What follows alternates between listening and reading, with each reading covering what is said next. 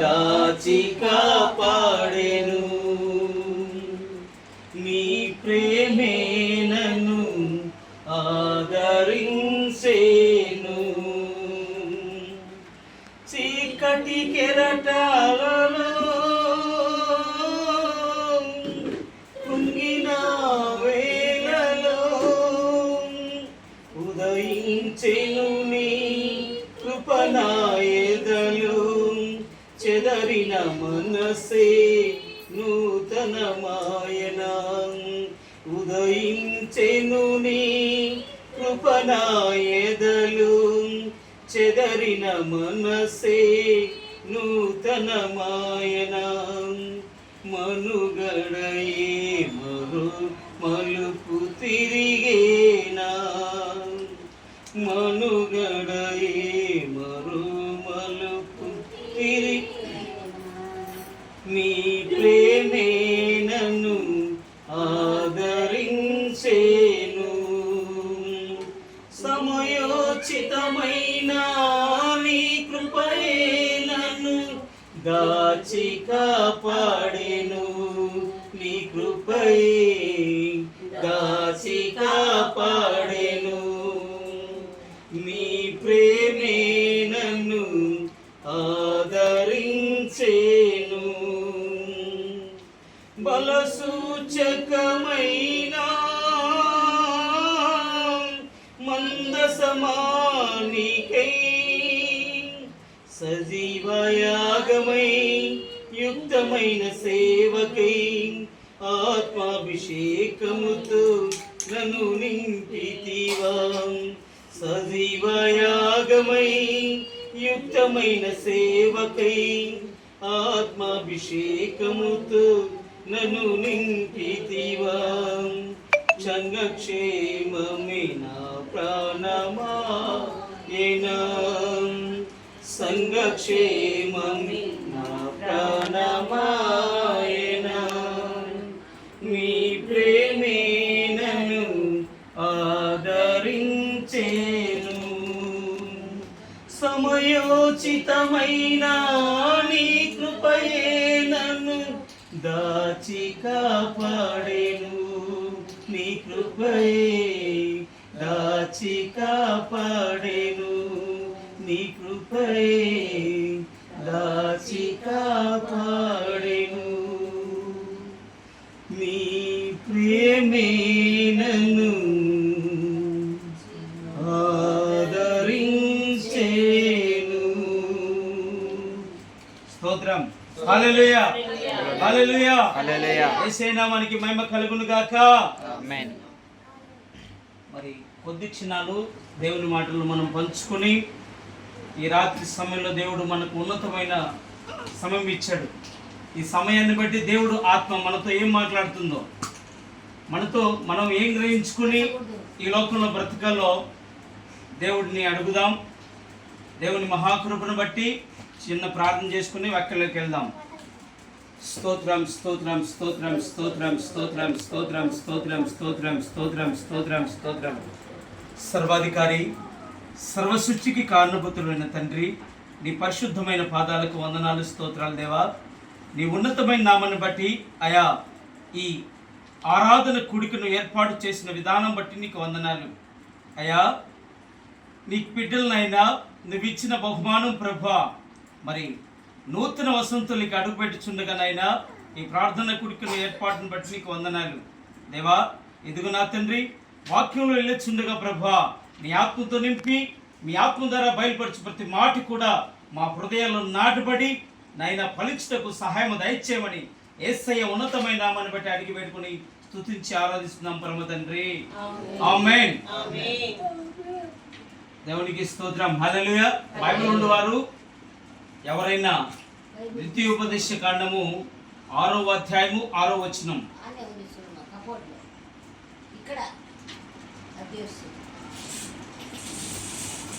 దేవునికి స్తోత్రం. నేను చదువుతాను. ఈ లోకంలో ఎవరు తెలుసుకోవాలి? మొదటిగా కుమారులు కుమార్తెలు కాదు, తెలుసుకోవాల్సింది మొదటిగా తల్లి తండ్రి. వీరిరువురు కరెక్ట్గా ఉండాలి. ఇరువురు కరెక్ట్గా ఉంటే పిల్లలు కూడా సక్రమైన మార్గంలో వెళ్తారు. మనం ఏది చేస్తే అదే కూడా వాళ్ళు పాటిస్తారు. ఇది చేస్తే నా తల్లి చేస్తుందంటే అది కరెక్టే, నా తండ్రి చేస్తున్నాడంటే అది కరెక్టే అని వారి ఆలోచనలు ఆ విధంగా వెళ్ళిపోతాయి. కాబట్టి మనకు చిన్ననాటి నుంచి దేవుని ప్రార్థనలో కానీ వాక్యంలో కానీ పిల్లలను పెంచాలి. సామెతల్లో ఒక మాట ఉంది, బాలుడు నడవలసిన త్రోవను వాడికి నేర్పించాలంట. ఎప్పుడు నేర్పించాలి? దానికి తగిన గురువులు ఎవరంటే, మరి తండ్రి ఒక గురువు అయితే తల్లి మొదటి గురువు. ఎందుకంటే తండ్రి తన పని మీద బయటికి వెళ్తాడు, రకరకాలుగా పనులు చేసుకుని తనని సంపాదించుకుని ఇంటికి తెస్తాడు. కానీ పిల్లల సంరక్షణ చూసుకునేది తల్లి మాత్రమే. దేవునికి స్తోత్రం. కానీ తల్లి ఏం చెప్పాలి పిల్లలకి?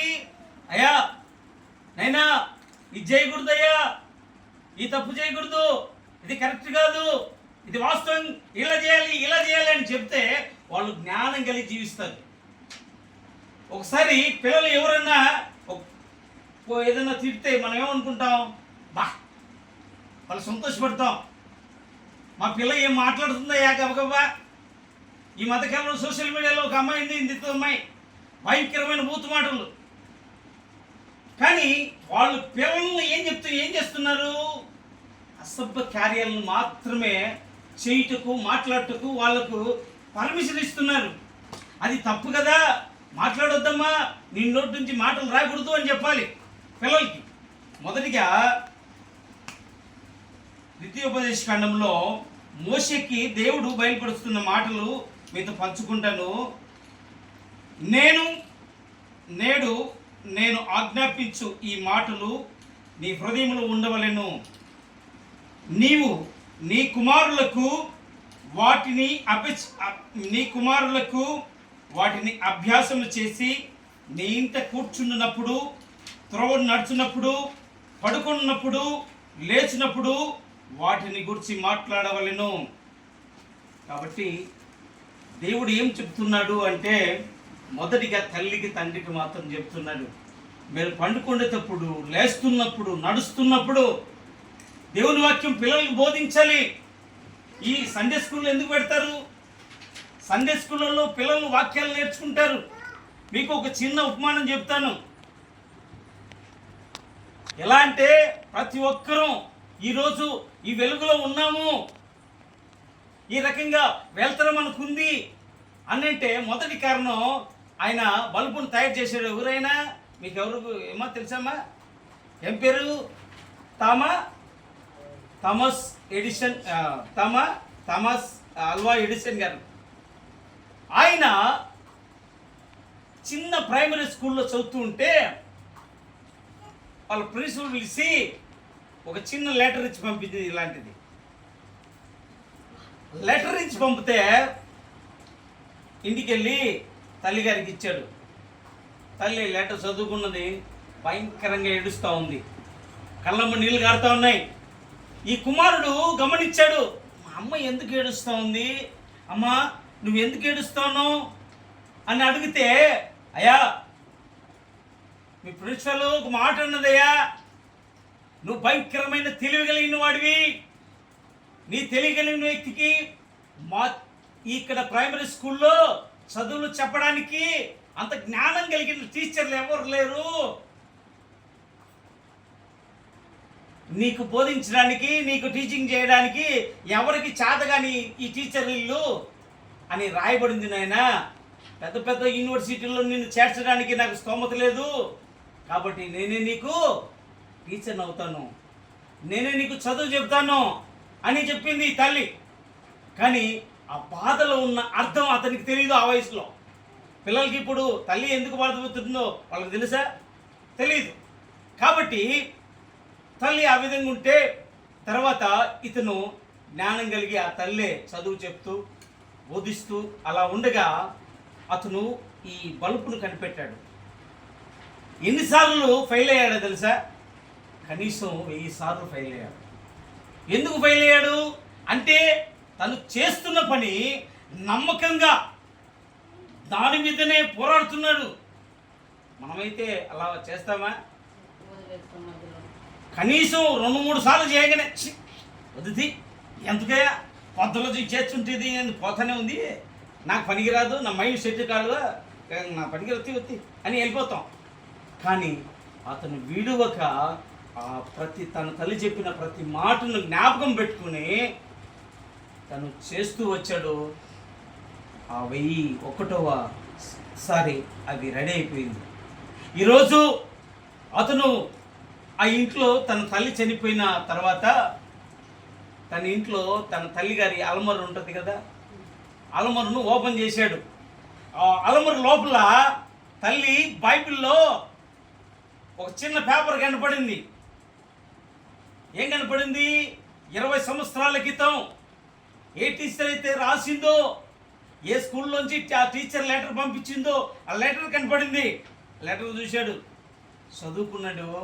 ఎంతగా వ్యాధపడి భయంకరంగా ఏడ్చాడు. ఎందుకు తెలుసా? దాంట్లో ఏం రాయబడిందో తెలుసా? Dear madam, your son is blind. అంటే అతను ఒక తెలివి తక్కువ వాడు, వేస్ట్. అతనికి శివుడు ఏ మాట చెప్పినా వినడు, మనం సైగ చేసి చెప్పినా అర్థం చేసుకోడు. అలాంటి మెంటల్ వ్యక్తికి మేము టీచింగ్ చేయలేము, మా స్కూల్లో అసలు ఉండకూడదు అని చెప్పి పంపించిండు. కానీ ఆ తల్లి ఏం చేసిందో తెలుసా?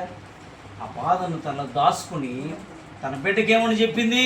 అయ్యా, నీ అంత జ్ఞానవంతులు లేడు, నీకున్న జ్ఞానం అమితమైన జ్ఞానం, ఆ జ్ఞానానికి ఆ స్కూల్ పనికిరాదు అని చెప్పి తన బిడ్డకి తనే టీచర్ అయి బోధించింది. కానీ ఈరోజు థామస్ అల్వా ఎడిసన్ గారు బల్బు కనిపెట్టి లోకానికి వెలుగునిచ్చాడు. దేవునికి స్తోత్రం, హల్లెలూయా. దేన్ని బట్టి వచ్చింది అంటే తన తల్లి చిన్నప్పటి నుంచి తనకు బోధిస్తున్న ప్రతి మాట, బైబిల్ వాక్యాలు ప్రతిదీ పిల్లలకు బోధిస్తూ వచ్చింది. బోధిస్తూ వస్తే పిల్లోడు దాని ప్రకారంగా నడుస్తాడు. దేవునికి స్తోత్రం. ఈరోజు కాలంలో ఏం నేర్పిస్తాం పిల్లలకి?